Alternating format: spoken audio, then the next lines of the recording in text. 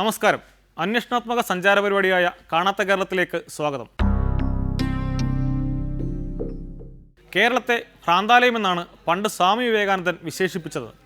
ജാതിക്കോമരങ്ങൾ ഉറഞ്ഞു തുള്ളുന്നത് കണ്ടിട്ടായിരുന്നു അത്. എന്നാൽ ഇന്ന് ആൾദൈവങ്ങളും വ്യാജസിദ്ധന്മാരുമാണ് മലയാള മണ്ണിനെ കീഴ്പ്പെടുത്തിയിരിക്കുന്നത്. വിശ്വാസചൂഷകളുടെ തനിനിറം തുറന്നു കാട്ടുകയാണ് കാണാത്ത കേരളത്തിലൂടെ ഞങ്ങൾ പ്രധാനമായും ലക്ഷ്യം വയ്ക്കുന്നത്. നിയമലംഘനങ്ങളുടെ നേർചിത്രങ്ങളും കാണാക്കാഴ്ചകളുമൊക്കെ കാണാത്ത കേരളത്തിലുണ്ട്. കാണുക.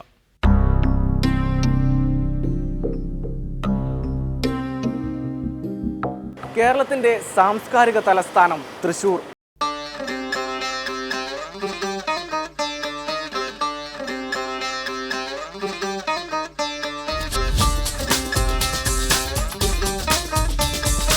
പൂരവും പുലിക്കളിയും തുടങ്ങി തൂവാനത്തുമ്പികളും പ്രാഞ്ചിയേട്ടനും വരെ അടയാളപ്പെടുത്തിയ സാംസ്കാരിക നഗരി.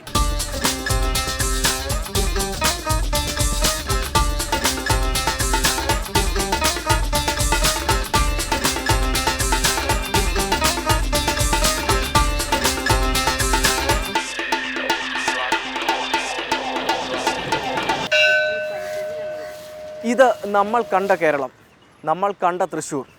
ഇനി നമ്മൾ കാണാത്ത ഒരു കേരളമുണ്ട്, ഒരു തൃശ്ശൂരുണ്ട്.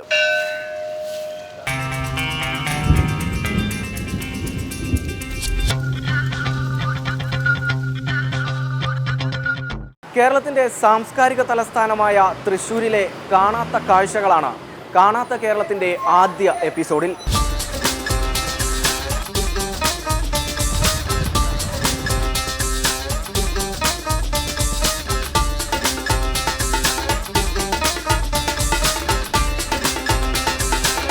ഇല്ലാത്ത തുണിക്കടയിലെ കച്ചവടം മെച്ചപ്പെടുത്തുന്നതിനു വേണ്ടിയുള്ള വഴികൾ തേടി തൃശ്ശൂരിലെ പേരുകേട്ട ഒരു ചാത്തൻ മഠത്തിലേക്കാണ് കാണാത്ത കേരളം ടീമിൻ്റെ ആദ്യ യാത്ര.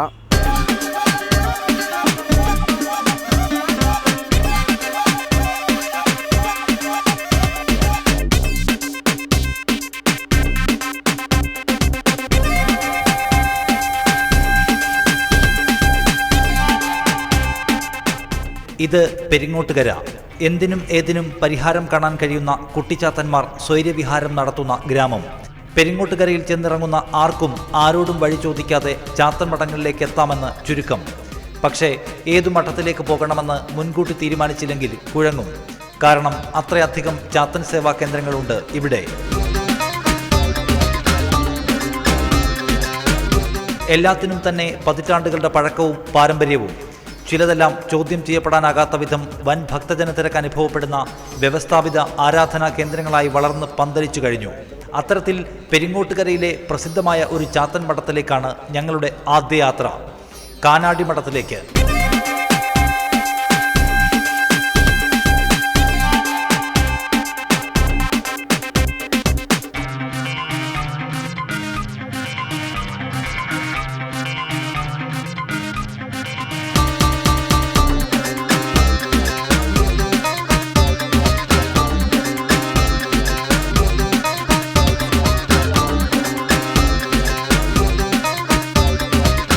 കൊച്ചിയിലെ ഒരു വസ്ത്രവ്യാപാര കേന്ദ്രത്തിൻ്റെ നടത്തിപ്പുകാരനെന്ന നാട്യത്തിലാണ് ഞങ്ങൾ കാനാടി മഠം അധികൃതരെ സമീപിച്ചത്.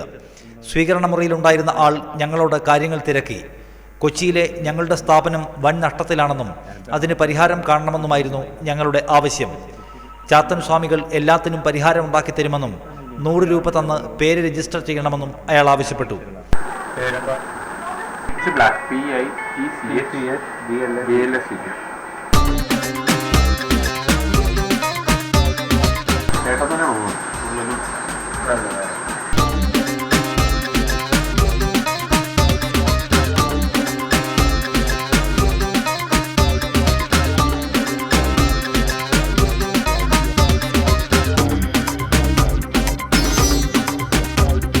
ഞങ്ങൾ രജിസ്റ്റർ ചെയ്ത് കാത്തിരുന്നു.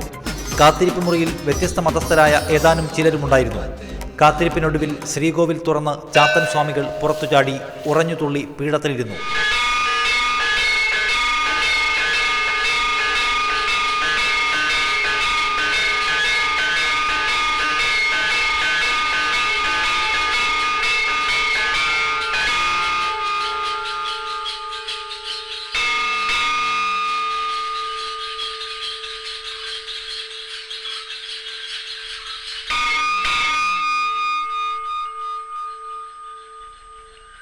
അനുയായികൾ ചുറ്റുനിരന്നു. അനുയായികൾ പേര് വിളിക്കുന്ന ക്രമത്തിൽ ഭക്തർ ചാത്തൻ സ്വാമികൾക്ക് മുൻപിൽ ഭയഭക്തി ബഹുമാനത്തോടെ നിന്നു. ചാത്തൻ സംസാരിച്ചു തുടങ്ങി.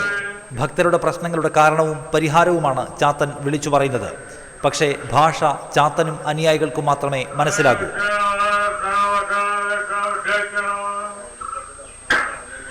ഒടുവിൽ ഞങ്ങളുടെ ഊഴമെത്തി. ചാത്തൻ സ്വാമികൾ എന്തൊക്കെയോ വിളിച്ചു പറഞ്ഞു. ചാത്തന്റെ ഭാഷ മനസ്സിലാകുന്ന ജഗജില്ലിയായ അനുയായി ഞങ്ങൾക്ക് അരുളപ്പാട് തർജ്ജമ ചെയ്തു തന്നു. ചെയ്യുന്ന പ്രവൃത്തിയിലും നമ്മുടെ സങ്കല്പങ്ങളിലൊക്കെ കുറച്ച് തടസ്സങ്ങളും ബുദ്ധിമുട്ടുകളും കാര്യങ്ങളൊക്കെ നമ്മൾ ചെയ്യുന്ന തൊഴിലൊക്കെ നശിച്ചു പോകാനായിട്ടേ ശത്രുക്കളിൽ ചില മാന്ത്രിക നിബന്ധന ദോഷങ്ങളും ചില ആഭിചാരങ്ങളും അത് നമുക്ക് കൂടുതൽ നാശത്തിലേക്ക് വരത്തുള്ളൂന്ന്. അതിന് വേണ്ടുന്ന പരിഹാരം ക്രിയ ചെയ്തിട്ട് സ്വാമിയുടെ കൽപ്പന പ്രകാരം നടക്കാവുന്ന സങ്കല്പം മാറ്റങ്ങളൊക്കെ വരുത്തി അവിടെ വേണ്ട ഉയർച്ചയിലേക്ക് ഉണ്ടാക്കി തരാമെന്ന്. അപ്പം അതിനൊരു 7 കർമ്മം ചെയ്യേണ്ടി വരും. 700 വരും ചെലവ് കർമ്മത്തിലേക്ക്. കൊച്ചിയിലെ ഇല്ലാത്ത ഞങ്ങളുടെ സ്ഥാപനത്തിന് കണ്ടകശനിയാണത്രേ. ദോഷം മാറാൻ പൂജകൾ ചെയ്യണം. അതിന് 7000 രൂപ താലത്തിലിടാനും ചാത്തന്റെ സിങ്കിടി ആവശ്യപ്പെട്ടു.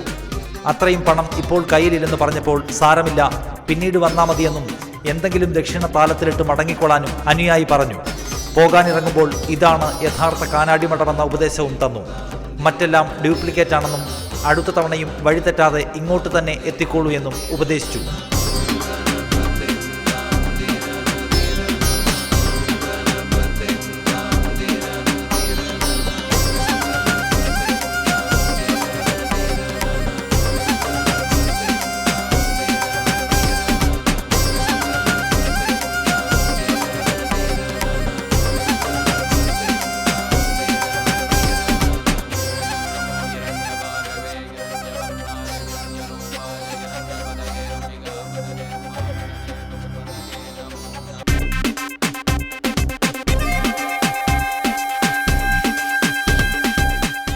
പെരിങ്ങോട്ടുകരയിലെ തന്നെ മറ്റൊരു ചാത്തൻ മഠത്തിൽ കൂടി ഞങ്ങൾ കയറി. ഇതും കാനാടി മഠം തന്നെ. പക്ഷേ മറ്റേതിനേക്കാൾ കെട്ടിലും മട്ടിലുമൊക്കെ വമ്പൻ. ആധുനികമാണ് താനും. മുൻപത്തെ മഠത്തിലേക്കാൾ ഭക്തരുണ്ടിവിടെ. അനുയായികളുടെ എണ്ണത്തിലും വർധനവുണ്ട്. താലത്തിൽ വീഴുന്നത് ലക്ഷങ്ങളും. ചാത്തന്റെ അരുളപ്പാടും പരിഹാര നിർദ്ദേശങ്ങളുമെല്ലാം മുൻപത്തെ മഠത്തിലേതിന് സാമ്യമാണ് താനും. സ്വീകരണ മുറിയിൽ രജിസ്റ്റർ ചെയ്യാനെത്തിയ ഞങ്ങൾ ഞെട്ടി.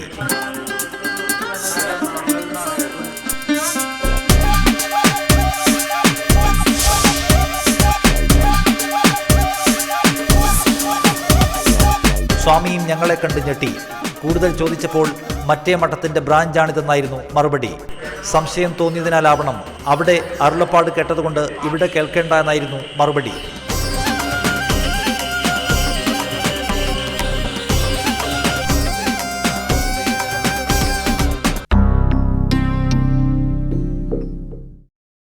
ഇല്ലാത്ത അനിയൻ വടക്ക് കിഴക്കൻ മേഖലയിലെ പട്ടണത്തിലുണ്ടെന്ന് പറയുന്ന മഷിനോട്ടക്കാരൻ്റെ അടുത്തേക്കാണ് കാണാത്ത കേരളം ടീമിൻ്റെ അടുത്ത യാത്ര.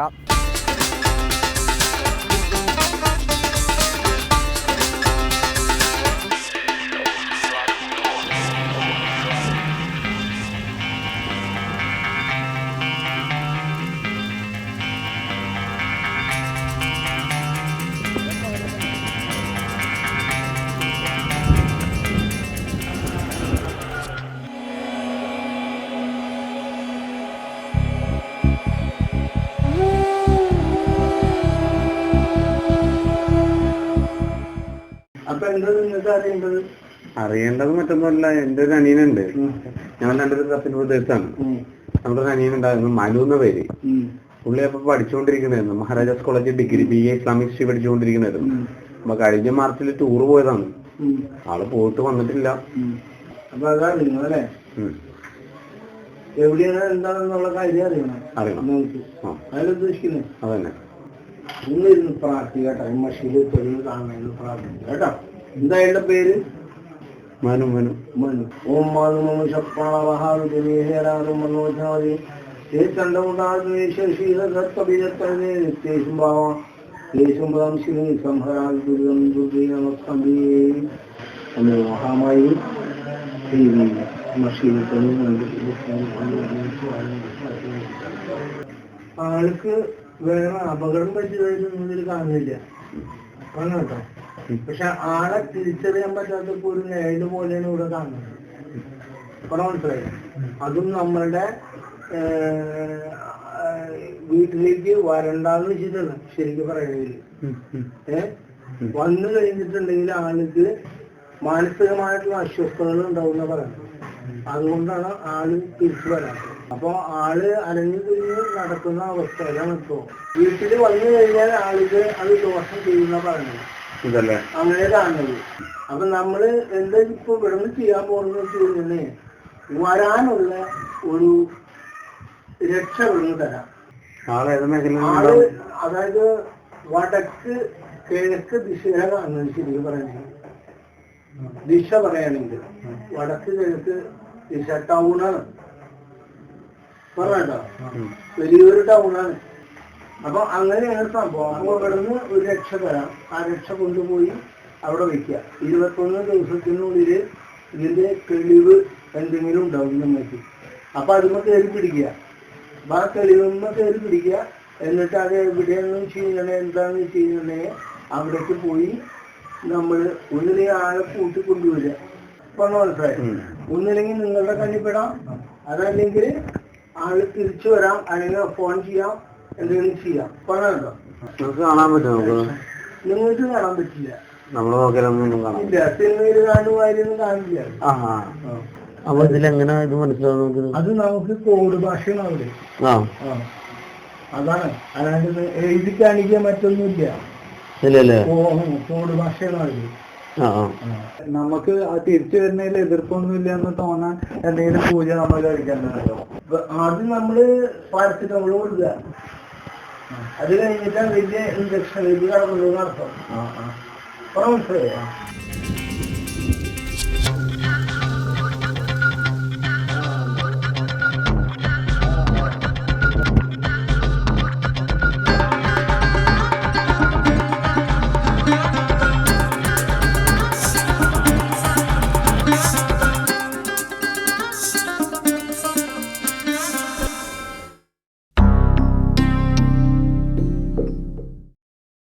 ഇനി കാപ്പിരി ചാത്തൻ്റെ പരകായ പ്രവേശം കാണാം. ഓം നമോ ഭഗവതേ മഹാവീരപാതാള കാപ്പിരി നമ.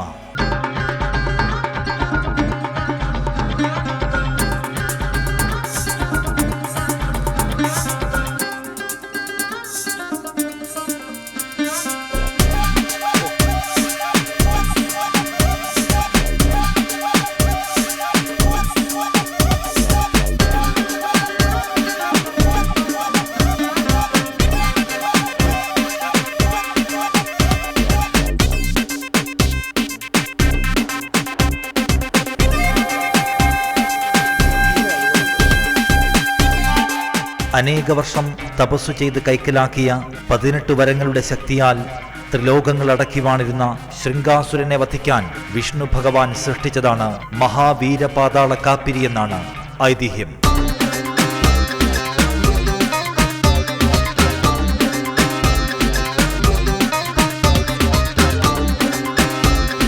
ശൃംഗാസുരന്റെ 18 വരങ്ങളുടെ ശക്തി നശിപ്പിക്കാൻ കാപ്പിരി എടുത്ത 18 അവതാരങ്ങളാണ് കാപ്പിരിക്കാവിലെ പ്രതിഷ്ഠ.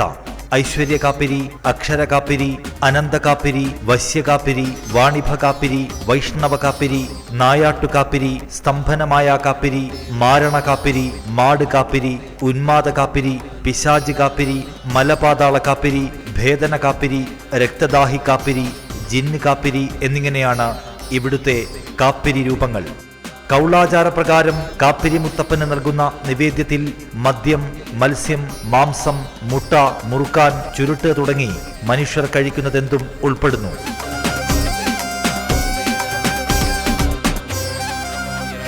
കാപ്പിരിയാൽ തീരാത്ത ദോഷങ്ങളില്ല, കാപ്പിരിയാൽ ലഭിക്കാത്ത ഐശ്വര്യങ്ങളുമില്ല എന്നാണ് കാപ്പിരിക്കാവിന്റെ പരസ്യവാചകം. ഇതെന്ന് പറഞ്ഞാൽ ഇവിടെ സ്വയംഭൂവായിട്ട് വന്നിട്ടുള്ളതാണ്. ഇപ്പോൾ കുറേ ദോഷങ്ങളും കാര്യങ്ങളൊക്കെ ആയപ്പോഴാണ് മുത്തപ്പൻ ഇങ്ങനെ ഇതൊക്കെ ആക്കി ഇരുത്തിയിട്ടുള്ളത്. ഈ കള്ള്, ഈ പുകയില, ഇതിൻ്റെയൊക്കെ ഒരു എന്താണ് ഒരു മുത്തപ്പന് കൗളാചാര പൂജ നടത്തുന്നത്. അത് ഇറച്ചി പൂട്ട് ഇതൊക്കെയാണ് ഇവിടുത്തെ നിവേദ്യങ്ങൾ മുത്തപ്പൻ കൊടുക്കുന്നത്. കള്ള്, ഇറച്ചി പൂട്ട്, മത്സ്യം ഇതൊക്കെ മുത്തപ്പൻ്റെ വിഭവങ്ങൾ. കലിയുഗമൂർത്തിയാണ്, ഏറ്റവും അവസാനത്തെ അവതാരമാണ്. അപ്പോൾ അതിൻ്റെ പേരിൽ എല്ലാ മതസ്ഥരും വരുന്നുണ്ട്. ഇങ്ങനെയുള്ളതാണ് ഇവിടുത്തെ നിവേദ്യങ്ങൾ.